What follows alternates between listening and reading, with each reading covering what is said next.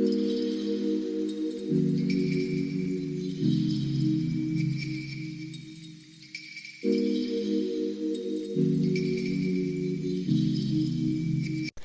Friends, সবাই কেমন আছো? আশা করি ভালো আছো। আমরাও ভালো আছি। তোমরা আছো দেশি ফ্যামিলি ট্যুর অ্যান্ড ফানে রূপার সাথে।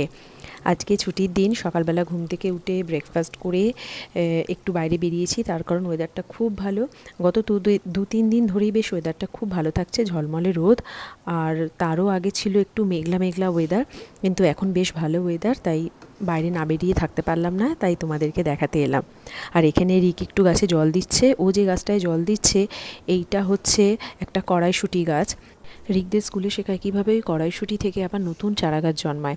তাই ওরা ওরকম স্কুলে কড়াইশুঁটি শুকিয়ে আগে তারপর সেগুলো মাটিতে ফেলে জল দিয়েছে দিনের পর দিন, তারপর নতুন চারা গাছ হয়েছে। ইভেন সেগুলো অনেক বড় হয়ে যাওয়ার পর আমরা স্কুলে একটা এক্সিবিশনে গিয়ে দেখি সেই গাছগুলো অনেক বড় হয়ে গেছে, তাতে কড়াইশুঁটি হয়েছে এবং সেগুলো মিষ্টি কড়াইশুঁটি। রিক খেয়েওছে। তা সেই গাছের মিষ্টি কড়াইশুঁটি রিক স্কুলেও খেয়েছে। খেয়ে তারপরে ও টিচারকে বলে সেই শিটগুলো নিয়ে এসছে। নিয়ে এসে ও টবে ফেলায়, তারপর ওর এই টবটা থেকে সুন্দর এরকম চারা গাছ বেরিয়েছে। তাতে রিক তো খুবই খুশি এবং শ্রীও খুব খুশি যে ওর এই দানা ফেলা গাছটা থেকে আবার নতুন চারা গাছ জন্মেছে। আর এই যে গাছটা, এটা আমার একটা বন্ধু দিয়েছে। তো এটা আমি ভাবছি ঘরে রাখবো। এটাকে স্পাইডার প্ল্যান্ট বলে। তো তার জন্য একটু টব কিনি, ঘরে রাখবো। আজকে আর সেরকম কিছু রান্না করব না, ভাবছি একটু খিচুড়ি করে নিই, আর তার সাথে বেগুন ভাজা, উচ্ছে ভাজা আর বাঁধাকপি তরকারি এই রকম কিছু করে নিয়ে, তার কারণ একটু হোম ডিপো যাব ভাবছি। সেখানে গিয়ে একটু কটা ফুলের গাছ দেখব, কীরকম কী ফুলের গাছ পাওয়া যাচ্ছে, কি সেগুলো কিনবো। আর তার সাথে তো টার্গেট একটু যাওয়ার আছে, মানে সপ্তাহের জিনিস কেনার।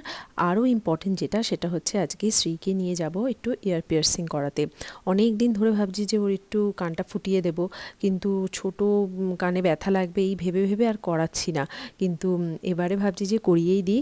আর শ্রীও বলছে আমাকে কান ফুটিয়ে দাও, তাহলে আমাকে সবাই দেখে খুব ভালো বলবে। তো এই রকম করে করে তাই আজকে ডিসাইড করেছি যে আজকে ওকে নিয়ে যাবই। তাই একটু তাড়াতাড়ি করছি, যাতে একটু দিনের আলো থাকতে থাকতে যেতে পারি। আমরা লাঞ্চ করে চলে এসেছি শ্রীকে নিয়ে একটা মলে। আমাদের বাড়ির সামনে যে মলটা আছে ওই মলে চলে এসেছি। ওখানে একটা শপ আছে, এরকম আরও একটা শপ আছে যেখানে এরকম ইয়ার পিয়ার্সিং হয়। তো সেখানে আমরা এসেছি। এসে শ্রী কিন্তু খুব এক্সাইটেড যে ও কান ফোটাবে আর সুন্দর সুন্দর কানের দুল পরবে। ও তো আমাকে বলেও রেখেছে, তোমার সব অর্নামেন্টস কিন্তু আমাকে দিয়ে দেবে, তোমার সব কানের দুল আমি পরবো, আর বড় হলে তোমার সবগুলো কানের দুল ড্রেস সব আমি পরবো।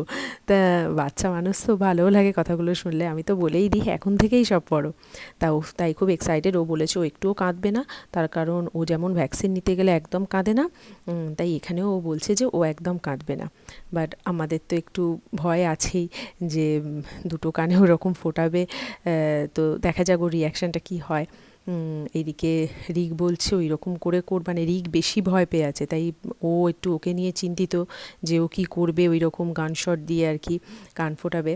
তাই দেখা যাক কী করে শ্রী। আশা করি ও কাঁদবে না। আমাদেরকে বললেন যে কানের দুলটাকে পছন্দ করে নিতে। তা আমরা শ্রীর মুখের সাইজ অনুযায়ী একটা ইয়াররিং পছন্দ করলাম, একটা ছোট টপ। তো ওটা হচ্ছে 14K, কারণ এখানে হচ্ছে 22 ক্যারেটের গোল্ড আমাদের দেশের মতো এত প্রচলিত নয়, তাই জন্য এখানে 14K গোল্ড পাওয়া যায়, হোয়াইট গোল্ড বা ইয়েলো গোল্ড। কিন্তু আমার যেহেতু ইয়েলো গোল্ডটাই পছন্দ, তাই আমি শ্রীর জন্য ইয়েলো গোল্ডের একটা টপ পছন্দ করে নিয়েছি, সেটা 14K। ওর কিন্তু খুব জোরও ব্যথা পেয়েছে, মানে কেঁদে ফেলেছিল। আর ব্যথাটা ও যেহেতু বলেছে ও কাঁদবে না, তাই জন্য ও কাঁদিনি, অথচ কন্ট্রোল করে যাচ্ছে। যাই হোক, একটু হেসেছে, দেখেও ভালো লাগলো। আর ওর কিন্তু একটা ওষুধ লাগিয়ে দিচ্ছে ওর কানে, যাতে না ওটা কোনো রকম কিছু ফুলে যায় বা সোয়েলিং হয়। আর এই ওষুধটাও সাথে দিয়ে দেবে, আমাদের একটা লিকুইড ওষুধ। আর ওর কানের দুলটার দাম পড়েছে $75, মানে ইন্ডিয়ান মানিতে 6190 টাকার মতো। আর তার সাথে একটা এরকম লিকুইড দিয়ে দিচ্ছে, যেটা আমাদের এখন 6 সপ্তাহ লাগাতে হবে। আর যদি কোনো রকম সোয়েলিং হয়, ফুলে যায় বা কিছু রস বেরোয়, তাহলে কানের দুলটা খুলে রাখতে হবে আর আবার করে তাহলে কান ফোটাতে হবে। শ্রীর এখন ডিমান্ড, ও আইসক্রিম খাবে।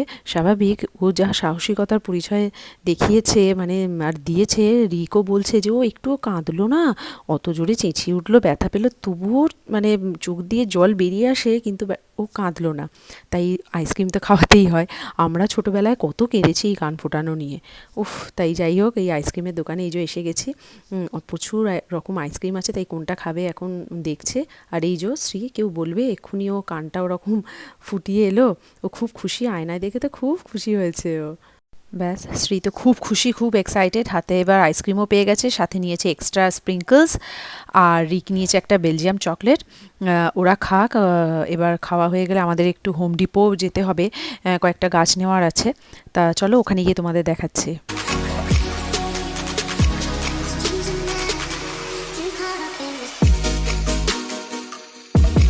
তবে শ্রী যেখানে থেকে কানটা ফুটিয়েছে আর কি, সেই দোকানটার নাম হচ্ছে ক্লেয়ার্স। আমরা ক্লেয়ার্স থেকে করেছি। ওখানে লেখা ছিল যে ইয়ার পিয়ার্সিং ফ্রি, কিন্তু এবার দুল আর যা সলিউশনটা দিয়েছে সেইটারই শুধু দামটা নিয়েছে, তার সাথে তো ট্যাক্স যা থাকে। আর এখানে শ্রী খুব খুশি, কেউ বলবেও একটু আগেই জাস্ট দুটো কানে ওরকম ব্যথা পেয়েছে, এই যে নাচতে নাচতে যাচ্ছে আর আয়নায় মুখ দেখছে, খুব খুশিও। একটু দেখিয়ে দাও তো দেখি। এই যে দেখাচ্ছে, ওদাই খুব খুশি।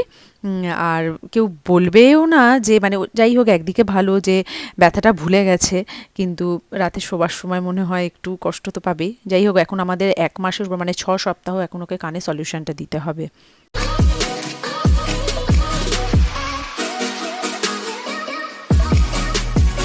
আমরা পৌঁছে গেছি হোম ডিপোতে।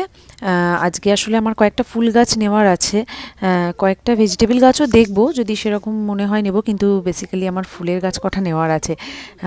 ফুলের গাছ বলতে জবা ফুল আর গাঁদা ফুলের এই দুটো গাছ নেওয়ার খুব ইচ্ছা আছে, দেখি কীরকম কি পাই।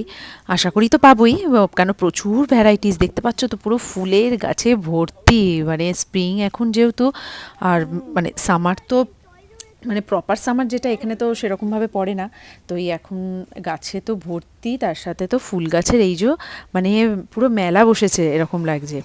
আর এখন এই দিকটা আমরা এসেছি হচ্ছে, এই দিকটা পুরো ভেজিটেবলস আছে।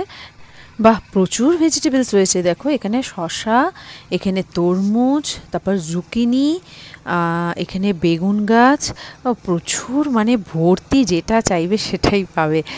খুব ভালো লাগছে দেখতে। আর আমার মনে হয় ওই সাইডটা বোধহয় ওই ফলের গাছের রোটা বোধহয় আছে। চলো দেখাই তোমাদের আরও কত কি পাওয়া যায়।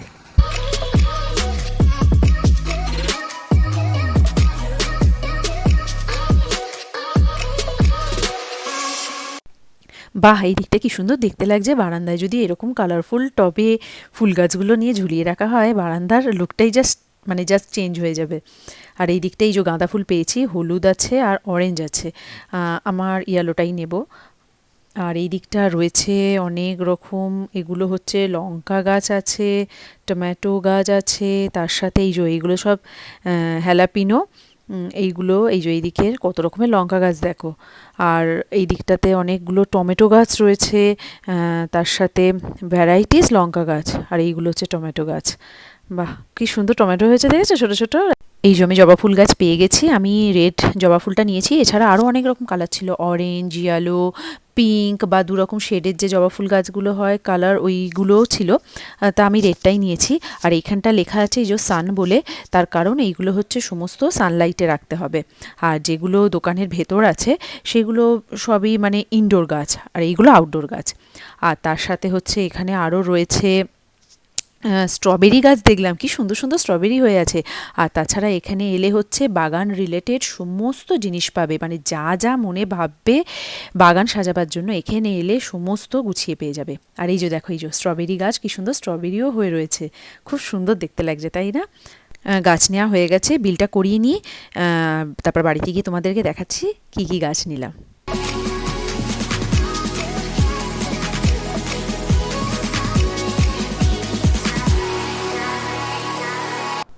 এই জবা গাছটা নিয়েছি, কতগুলো কুঁড়ি হয়ে আছে আর একটা এরকম ফুটে আছে। আর তার সাথে রিক আর শ্রীর এই গাছটা খুব পছন্দ হয়েছে, তাই রিক ওর ফেভারিট কালার অরেঞ্জ আর শ্রীর পিঙ্ক, তাই দুজনের দুটো ফুলের মানে আর কি কালার ম্যাচ করে নিয়েছে। এটার নাম হচ্ছে সেলুসিয়া, এরকম একটা নাম। তা গাছটার দাম হচ্ছে প্রায় $3 মতো, ইন্ডিয়ান মানিতে হচ্ছে ওই 246 টাকার মতো। আর এটা একটা গাঁদা ফুল গাছ, এটা নিয়েছে হচ্ছে 698, মানে প্রায় 576 টাকার মতো। আর জবা ফুল গাছটা নিয়েছে হচ্ছে 1199, মানে ওই 990 টাকার মতো। তা খুব ভালো লাগছে দেখতে। আজকের ব্লগটা এখানেই শেষ করছি। কেমন লাগলো কমেন্টসে জানিও। যদি ভালো লাগে একটা লাইক করে দিও। আরও নতুন নতুন ব্লগ দেখতে হলে আমার চ্যানেলটা সাবস্ক্রাইব করে নিও। আর প্লিজ একটু সাথে থেকো। এই পরিবারটাকে তোমাদের সাপোর্ট ছাড়া আমি এগিয়ে নিয়ে যেতে পারবো না, তাই তোমাদের সহযোগিতা একান্ত কাম্য। সবাই খুব ভালো থেকো, সুস্থ থেকো। বাই।